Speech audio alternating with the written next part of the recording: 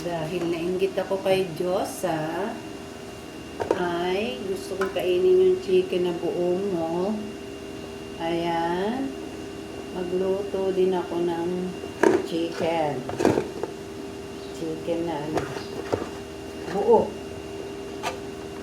Gaya nung niluluto mo dyan sa Castanyas.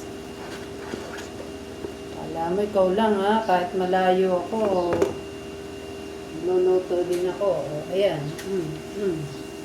Ayan.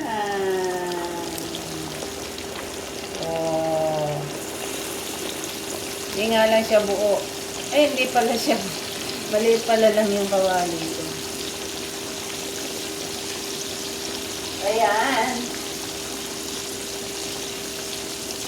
Wala mo, ikaw lang makakatikin ng chicken mo ha. At ako'y nagluluto din ng pakbet. Ayan, diba?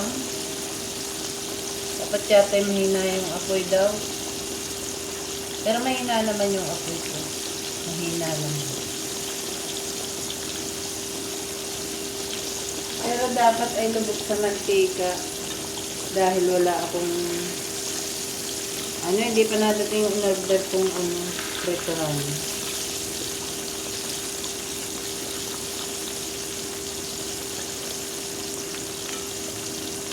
Dito lubog sa mantika.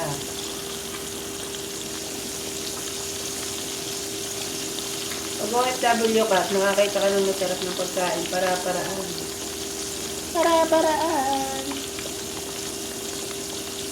O, diba? Sure.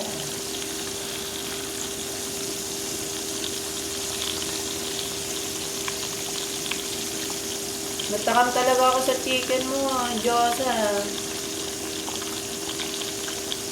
Ikaw ba nagtitimpla, no? Gawin ako ng sauce. Sauce ng greedy sauce.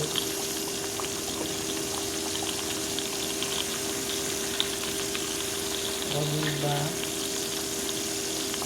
Hindi nga lang siya lubog sa mantika. Kasi, maliit yung kawali ko, aawas. Baka magkalat ako dito.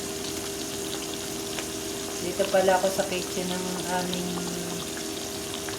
mga kapwa Pilipino.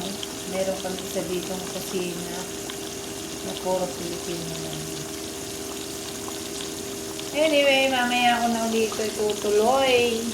At i-out ko muna para mamaya pag nakita nyo ay luto na. Ayan, naluto ko na. Diyosa.